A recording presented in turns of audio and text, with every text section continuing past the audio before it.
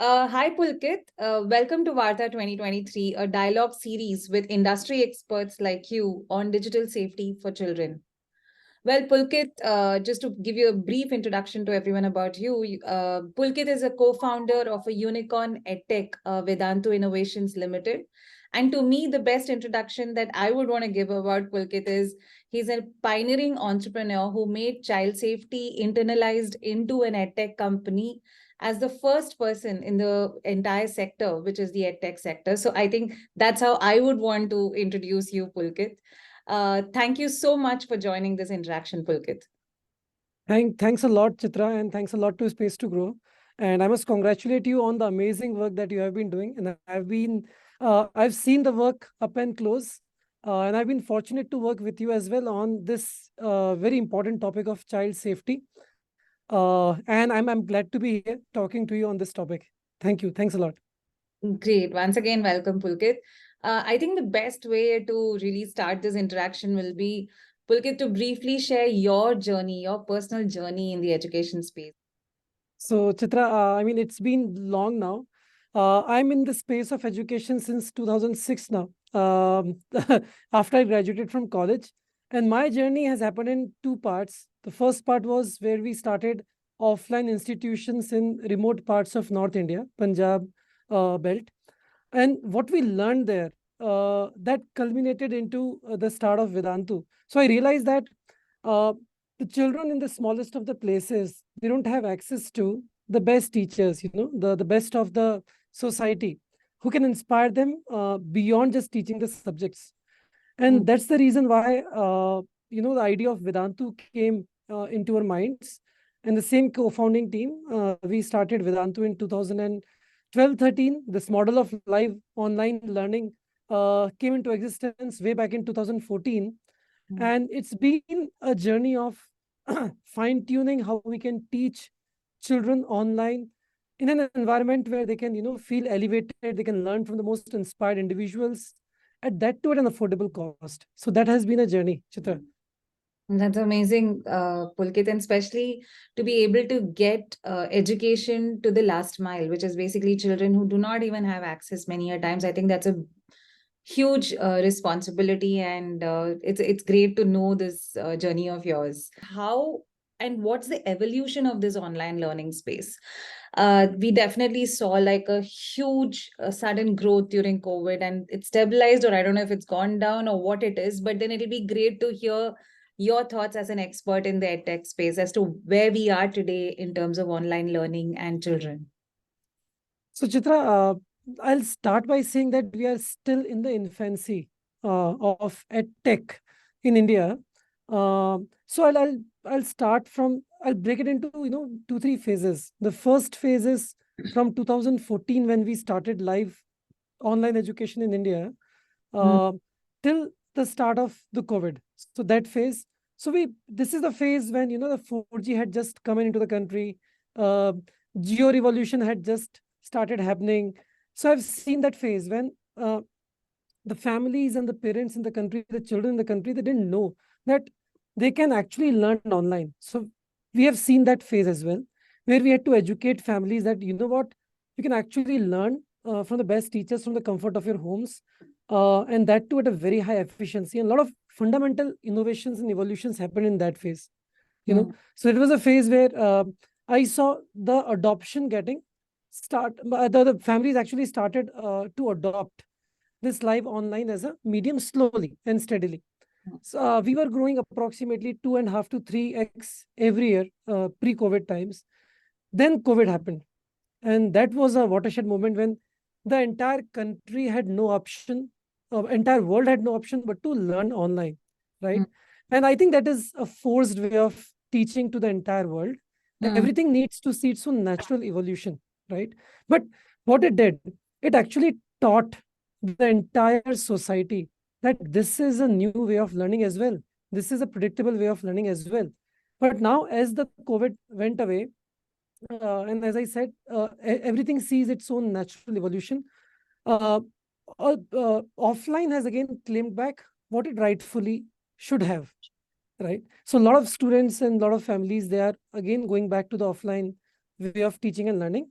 But if I look from where online education was pre-COVID to where it is today, Mm-hmm. there is the huge leap between the two as well. And in my opinion, why I say online is in education is in its infancy, because a lot of innovations still need to happen. We Mm-hmm. still need to understand the students much better, to not just teach them online, but to create an environment where they feel connected, they feel loved, cared, and they're distraction free in that environment as well. So a lot of innovations still need to happen. Great. Thanks, Pulkit, for that. I think one interesting thing I remember, Pulkit, in some previous conversations that we've had, I think you had mentioned that, child safety is not new to Vedantu, because child safety was always a issue that you always grappled with when you even started as founders, not Vedantu, but you had Lakshya, and you were thinking about how girls would come from the community to actually be into the classrooms and how you will provide safety.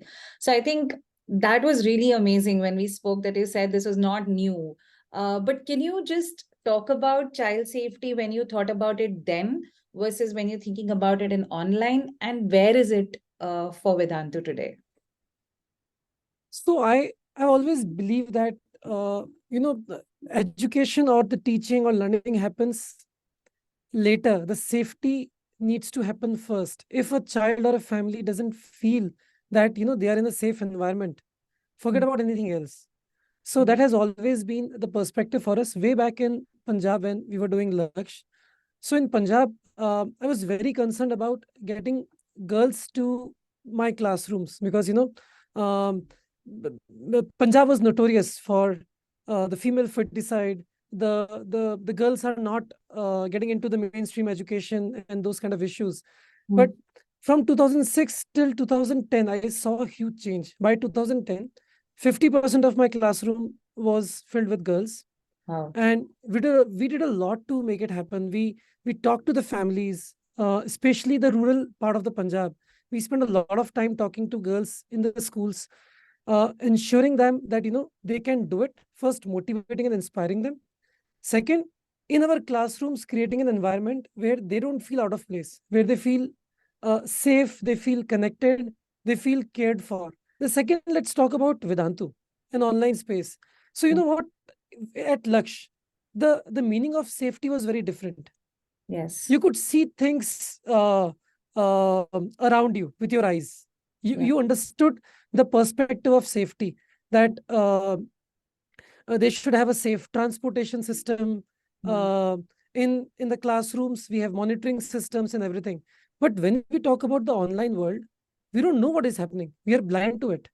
Right. And suddenly, from the thousands of students at Laksh, here we are talking about hundreds of thousands of students.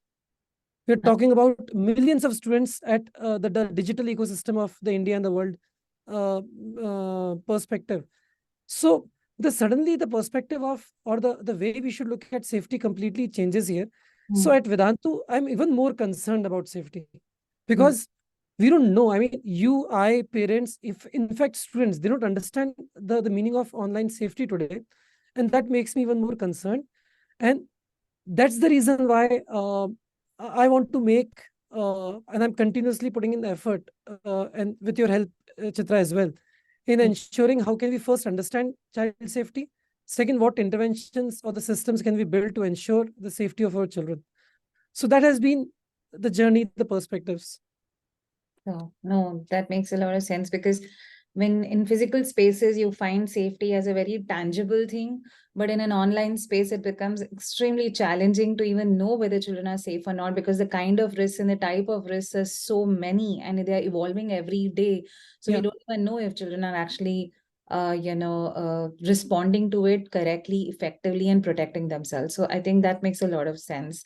Space2Grow and Vedantu have worked together on making child safety an important part of Vedantu. And we always had this vision, and we always have this vision that this has to scale and make sure that, this has to happen in terms of all edtech companies.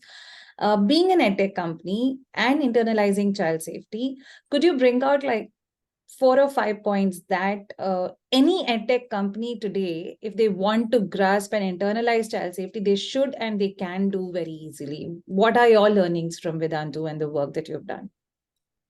So I'll start by saying that, if you're an edtech company and if you want to make child safety a priority for you, then you should definitely work with Space2Grow, and you should learn with whatever that we have done. We have sort of open sourced all the work that we have done together. We Yes. have um we have published a report which is open for anybody to learn from and implement in their respective organizations, from the institutions to government institutions to the private institutional bodies, right? Having said that, I think if you want to make it to make a difference in this space, then you first need to internalize that child safety is important.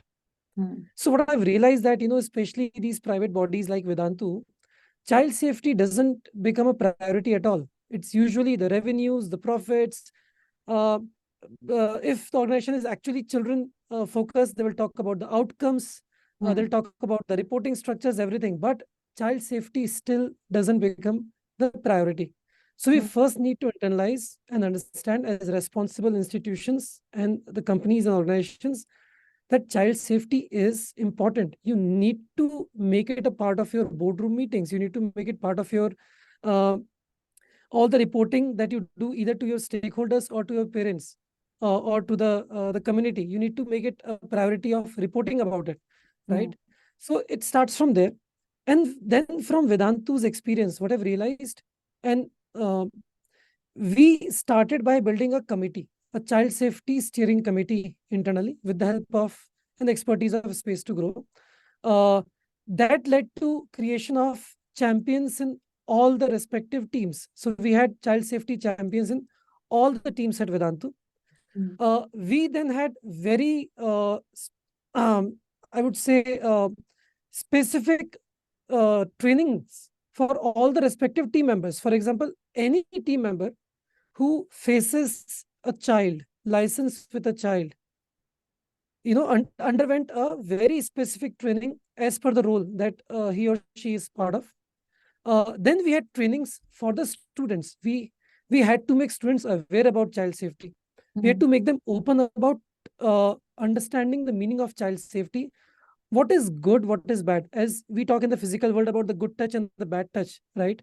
So we had to educate students about what is a accepted behavior and what is not an accepted behavior.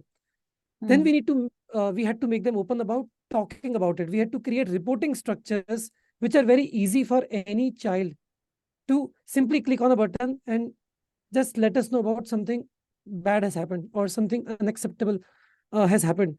So all these processes came together, all these activities came together to create an environment within the organization where everybody was aware and sensitive about safety of a child, and that led to all the difference, right? And I mean, it's not very easy to do. It needs somebody to champion it. So within Vedantu, I'm so proud to say that we have some really powerful champions who stood behind child safety as a mission, right? It has to be a mission.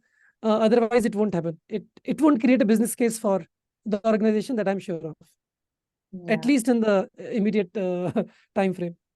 Yeah. No, I think just to follow up to that, I think you mentioned about quite a lot of things that was done, which is training, which is, especially the ability to report immediately was created on the platform itself. But I think you made a very important point in the beginning that, what's the business value to something like this, right? So having said that, my question to you would be, you also as any edtech, any industry had business and profits that you had to ensure.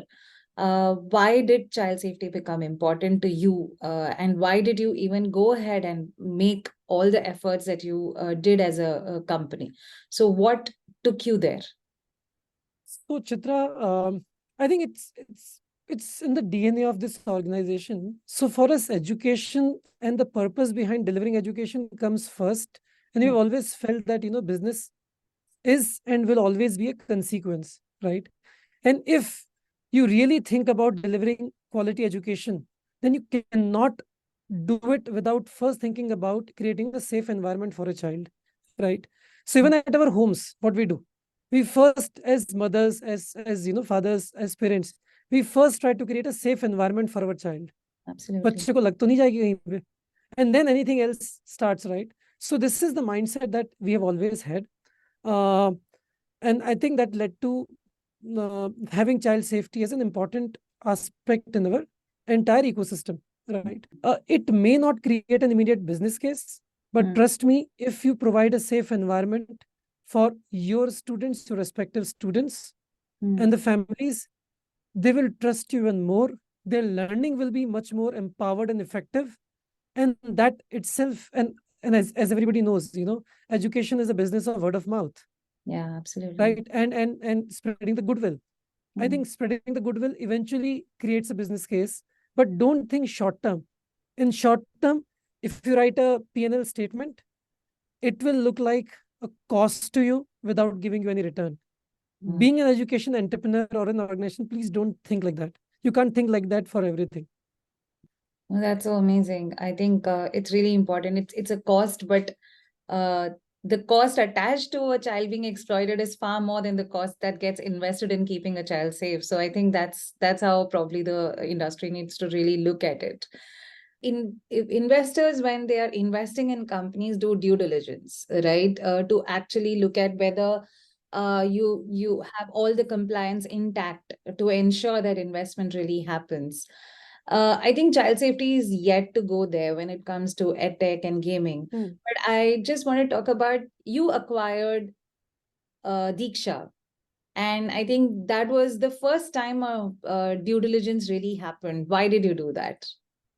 For Yes. safety, child So, safety. And I think yeah, and I talk think more you were about involved in that. that process. Yeah. So, yes, now, Chitra, since we have become aware about the importance of child safety, then whatever that we do, it needs to, this importance needs to convert into action as well. So, I Right. think that's what happened during our due diligence of Diksha. And and I know Dr. Sridhar for long. He's an educationist, and he left his cushy job in US after doing his PhD from John Hopkins to come back to India with the Mm. mission. So he's also a mission-oriented person, and he has created such beautiful environments for the children who are studying in their offline environments. That they also took it very sportingly, and they were also very excited to know that child safety is not just a notion that we have in our heads, but that can also be converted into a very well-oiled machinery of action, where Mm. we can ensure that child safety is done by design and not just by a notion in our head. So and hence the due diligence, and hence the outcomes as well. All the hybrid centers that we are opening with Yes. Diksha, the child safety protocol is going to all those centers as well. That's absolutely amazing. I have a very important question, and I think edtech across India, okay, and most of these edtechs are actually also expanding globally. And I'm not aware that if they go globally, I'm sure that there are far more compliances and far more child safety requirements that gets mandated in the overall space of expansion. So why is it that in India, when we look at the work in business, it's like you said in the beginning, it's an afterthought, child safety. But when you expand outside, it becomes like a proactive thought. Is it only compliance that drives all of this? I think, Chitra, it has a lot to do with, we are an evolving economy. We are a developing economy, right? Hmm. And uh, I think the priorities of a developing economy are very different as compared to a developed economy, right? Our first concern is to solve for roti, kapda, and makan, and aspects like safety and other aspects actually come much later. So that's a very macro view that I am trying to get used to in my head on my own. Hmm. But having said that, if that is the case, Mm. then I think regulatory framework becomes very, very important.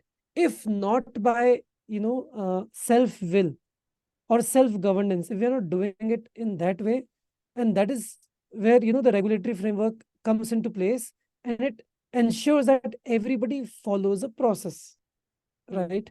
So that's the case, and you have rightly said, if I look at Europe, if I look at US, their child safety regulatory framework is amazing. They have done a lot of work on that, and the adherence is also very, very strict. So if Vedantu has to launch a product in Europe or US, Mm. we have to actually do a lot of work before we actually can launch a product in US and Europe, because if we don't adhere to it, we'll be caught, and they're actually very um, I would say strict about it, right? But in India, it's all evolving just now. We have recently seen upsurge in the digital economy. The government is coming up with a data protection bill, which has actually seen multiple iterations before it actually came into the force just a few weeks back. So it's all in infancy in India Mm. right now. That's my opinion, as I put it. You just brought up the point on data protection bill. It's passed now and it's pretty much there. And it really does talk about children privacy, data privacy. How is what are the conversations that is happening in the learning sector, online learning sector with your colleagues, peers? What are they expecting out of it? So I think the first reaction is, okay, we need to do some work towards it. We'll have to look internally and see what all systems do we need to change. Hmm. But I think it's a move in the right direction, right? Yes, I'm sure that it will be an extra work for not just edtech, but most of the digital companies. We'll have to look internally. We'll have to change our processes. We'll have to look at our data structures. We'll have to look at the way we collect the data. It it may have some small business impact as well. For example, onboarding a child without taking very detailed information versus asking for a lot of details before a child or a family is onboarded, it Hmm. creates a bit of friction, which can lead to a bit of churn within the funnel, right? But I think that is good. That is good for the business as well. It leads to onboarding the serious user, if I talk from the business perspective. But at the same time, it ensures that you as an organization have handled to who is who is this person who is coming onto the platform, who is this person who is taking any action in the platform. Within you know that which part of your organization is using which part of the data to take what action. Is a part of the data getting abused? Is there Absolutely. a leakage in the data? So I think I'm talking in a very layman language here, but I think this data protection bill is a step in the right direction, and uh, it will take some time for us organizations to adhere to it. Yeah. But once we have done that, it will ensure safety at a broader scale for the entire nation. Absolutely. And I think the most important thing is the involvement of parents in the entire process of learning Yes. becomes far more engaging than just providing information about children. I think that's another way to really look at it. I think I have one last question for you. Is that what's your message to the children out there looking for learning in the online space? How should they, choose what's the best way to really access good learning platforms, safe learning platforms? How should they do that? So, yes, so all the children out there, today you're surrounded with information, you're surrounded with a lot of knowledge on multiple platforms. So, from the world of YouTube to online platforms like Vedantu to the world of TikTok and Instagram, you are surrounded with a lot of data. And it's important for you to know or understand what is good, what is bad, what is important for you, and what is not important for you, right? If you see anything which troubles you, if you witness anything which is making you uncomfortable or anxious, right? I think the best thing is to go away from it. If you feel that you're not able to make sense out of something which has happened, and you're feeling uncomfortable, never shy away from sharing with your parents. Absolutely. And today, if you actually search for online child safety online, you will also find avenues where you can actually post your concerns. There are organizations like Space2Grow where you can share your concerns and get some counseling as well.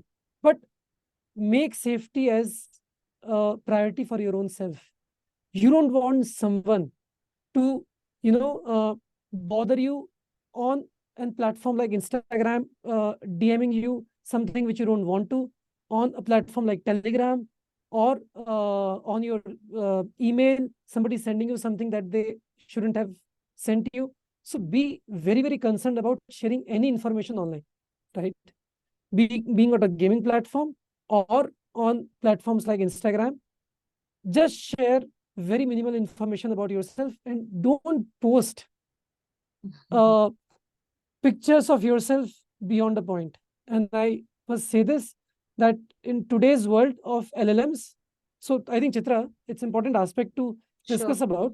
So the new technologies which are evolving, Right. on one side, those technologies are great tools for organizations like Vedantu Hmm. to create amazing algorithms or technology to prevent uh, child harassment, abuses, or anything, Hmm. right? Because today, with the advent of this amazing data analysis, we should be able to do behavioral analysis very, very fast, Yes. right? We should be able to understand languages very, very easily. So Hmm. the language that humans read, now these LLMs can read it and understand, and can understand the intent behind it as well. So that's a great way for us to understand a potential child abuse, Hmm. right? But at the same time, these technologies are very, very concerning. For example, these technologies are very powerful in morphing images. Hmm. For Yes. example, taking a normal pic and morphing it into, for example, a nude or something inappropriate, uh, morphing the voice. For Hmm. example, it can today very easily learn from my tone, my way of speaking, and can speak in my tonality, in my way of speaking, Yes. anything that it wants to, right? So Yes. suddenly the boundary between what is real and what is morphed is is very fast diminishing. So I really urge students and the children out there that please be aware about this. Don't share your information. Don't post a lot of pictures. They can be misused and they can come back to you. Somebody can actually go to the limit of sort of blackmailing you with morphed images. Yeah. If anything like that happens, please don't fall prey to it. Immediately talk to your parents. Yeah. Talk to your parents in any scenario. Don't feel shy about it, because I've seen children taking very I mean unwarranted steps, or for example, I've seen the cases of suicides also Yeah. in children based on such instances. Had they talked to someone like Yeah. Space2Grow or us or their parents, I think that wouldn't have happened. So I'm just taking an extreme view to it, but that's what it is. No, it's really important that, the first thing is for parents, caregivers, teachers, learning platforms, social media to really create safe spaces where children are able to reach out, talk, and share without being judged. And I think that if that's something that can happen, I think none of these, extreme issues of consequences of what children go through will ever happen. So I think to just just to put everything together, I think this has really been an amazing conversation, Pulkit, especially from really looking at child safety being internalized in the online learning spaces, not just to keep children protected but to actually prevent anything from happening, so that in education and quality of learning outcomes also get better. So I think really putting it all together, creating safe learning environments. So thank you so much for all the great work that you're doing, and I think I'm sure very soon we will have more and more edtechs really following the path of doing child safety as a part of their work. So thank you so much, Pulkit, for this. Thanks a lot, Chitra, and wish you all the very best for continuing your efforts towards, making the entire ecosystem aware about it, feel responsible about it, and eventually making children safer. Thanks a lot.